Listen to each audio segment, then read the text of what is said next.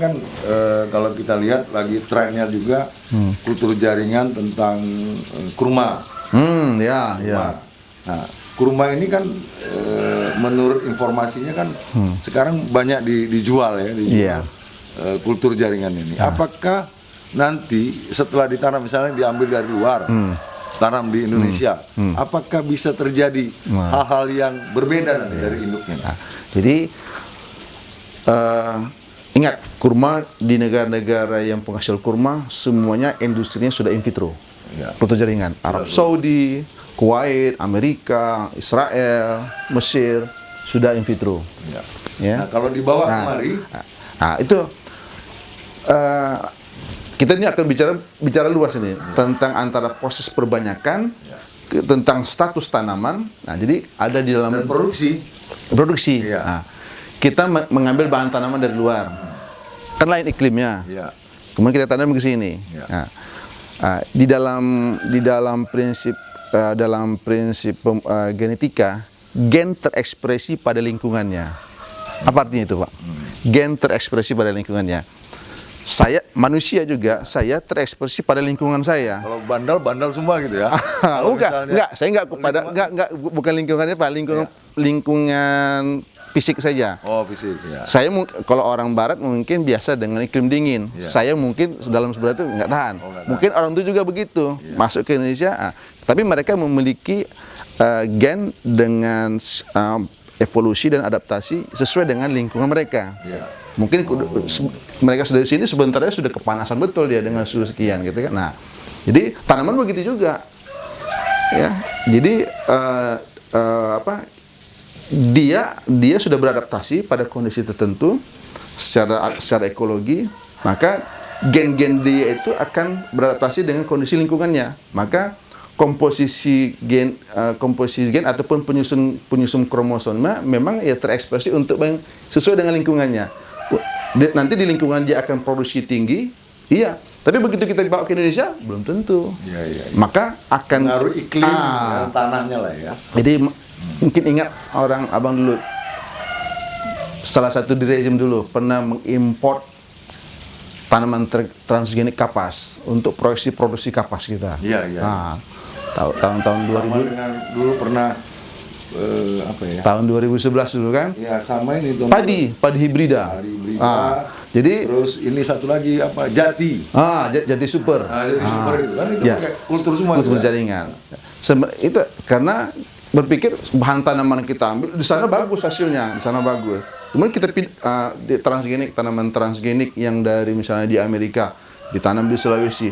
Tapi ternyata apa? Bermasalah. Ya, karena apa? Satu bibitnya mahal. Tanaman transgenik iya memang manja, memang diperlukan berbagai kos produksi pupuk, perawatan dan sebagainya, lingkungan yang sesuai.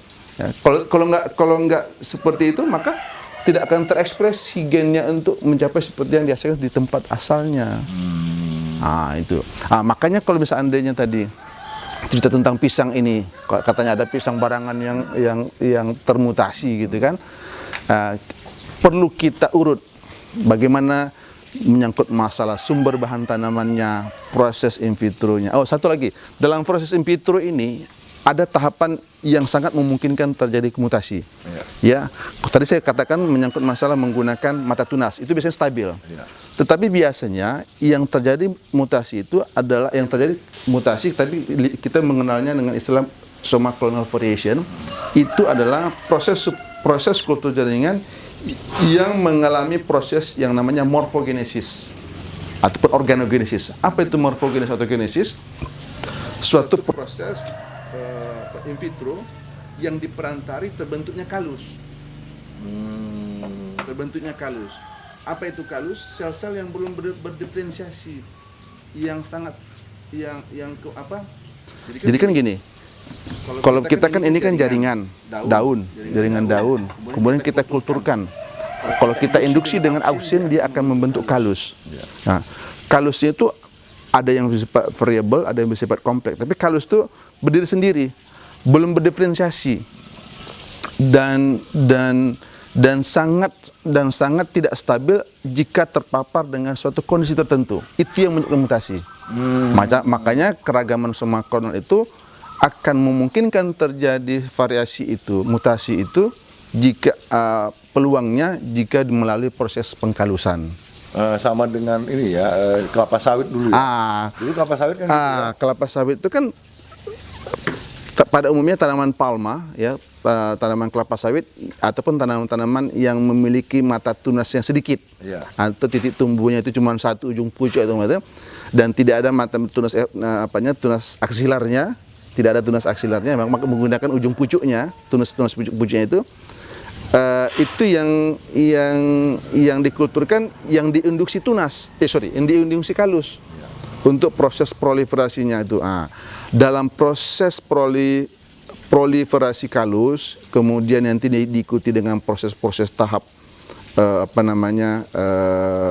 subkultur yang berulang, karena dari kita explant sampai kepada tanaman sawit jadi itu banyak tahapan, mungkin ada 10 tahapan lebih proses sampai terbentuk aklimatisasi sampai terbentuk tanaman utuh, intact plant-nya. Yang memungkinkan terjadinya keragaman soma klonal itu pada fase kalus tersebut. Pada fase kalus memang tersebut. Ada cara-cara kultur jaringan juga, ada kultur sel, kalus, protoplas, dan kultur embrio. Nah, ini yang kalau dia tidak sel jadi persoalan-persoalan itu ya. Tergantung bagaimana kita mengendalikannya. Jadi sebenarnya dalam sains bidang kultur jaringan ini, kultur sel, kultur kalus itu untuk beberapa tujuan sangat bermanfaat bagi pemulia sebagai sumber keragaman. Kalau kita orang pemulia suka menyeleksi. Kalau misalnya terjadi mutasi itu kan tidak selama buruk. Iya. Maka sebenarnya yang terbaik pula lagi ya. Dalam beberapa literatur tentang pisang, misalnya akibat dari pisang ini kan paling banyak itu berkaitan dengan adanya penyakit fusarium, penyakit darah pada pisang kepok itu kan. Upaya bagaimana mendapatkan tanaman-tanaman yang tahan penyakit itu malah biasanya diinduksi mutasinya. Diinduksi maksudnya didorong untuk bermutasi sehingga nanti kita bisa memilih mana individu-individu yang dapat kita kembangkan menjadi tanaman yang tahan. Jadi menurut Pak Lutfi bahwa peluang untuk kultur jaringan ini masih terbuka lebar. Di negara kita ya. Ya, industri sawit kalau dalam mungkin saya yang mungkin banyak melihat ya perspektif kultur jaringan ini, saya tengok beberapa perusahaan-perusahaan multinasional kelapa sawit ya, nggak apa-apa sebutkan nama ya. Tapi banyak lah ya multinasional ya, yang baik itu yang multinasional yang investornya dari Malaysia, dari Singapura ya, dari Inggris ya. Ya juga pusat-pusat penelitian yang mengembangkan bahan bibit kelapa sawit ya, yang mengarah kepada perbanyakan vegetatif secara kultur jaringan. Ya, kultur jaringan. Nah, masalahnya kan masih terus dilakukan proses optimasi ataupun optimalisasi untuk bagaimana mendapatkan bibit yang true to type, bibit yang sama dengan tetuanya. Bibit yang sama tetuanya. Jadi biaya untuk kultur jaringan ini memang sangat besar ya, dan sehingga harga bibitnya lebih mahal daripada bibit kalau cerita cost, memang cost kultur jaringan itu besar. Kalau kita membuat hitungannya kecil, makanya dalam kultur jaringan tuh nanti kan kalau di dalam penelitian itu kan ada TKT-TKT-nya Pak, TKT 0, 1, 2, TKT 1, 2, 3, sampai TKT itu kalau seandainya sudah tinggi, TKT 9, itu udah bisa untuk industri, scale up. Kalau di negara maju, kultur sel ataupun kultur organ, kultur protoplas sudah digunakan suatu industri. Untuk seperti kita mengenal namanya obat kanker, Taxol. Taxol itu diambil dari tanaman Taxus brevifolia. Itu tumbuh di Pasifik, dataran Pasifik. Diambil kulit batangnya itu untuk tanaman yang umur puluhan tahun. untuk menghasilkan Taxol sebagai apa. Tetapi dengan kultur sel 14 hari produksi sel itu. Jadi kita hanya memanen sel saja. Kalus tadi itu. Ya. Jadi bukan tanaman. Bukan tanaman lagi kan. Ya. Jadi dan sudah menggunakan reaktor, namanya bioreaktor produksinya. Jadi ada tangki yang ukuran 10.000 liter, 7.500 liter. Itu yang digunakan di negara-negara untuk memproduksi obat. Sama seperti memproduksi vaksin, memproduksi antibiotik. Ya sama seperti itu juga industri negara-negara maju itu menggunakan teknik in vitro ini gitu. Apa statement yang mau disampaikan kepada para penggiat kultur jaringan ini, Pak? Karena masyarakat kan taunya kultur jaringan ini dia beli, dia anggap sesuai dengan apa yang dilihatnya. Apa ada pesan pada masyarakat? Kalau saya tentang isu tentang mutasi pada kultur jaringan pada pisang, perlu diidentifikasi, diklarifikasi secara lebih detail, lebih ilmiah tentang mulai daripada proses in vitronya, penggunaan senyawa, komposisi kimianya, kemudian optimasi untuk menekan terjadinya keragaman skomakronal pada sistem in vitro, ya banyak variabel-variabel yang menentukannya. Kemudian juga setelah di lapangan kita juga harus mempertimbangkan seperti tanaman pisang barangan. Setahu kita kalau misalnya orang mengenal pisang barangan itu dari Medan, dengan sama seperti tembakau dili katanya dipengaruhi oleh 2 sungai yang membelah kota Medan, ataupun di daerah Serdang katanya, dengan kondisi tanahnya memiliki cita rasa yang spesifik.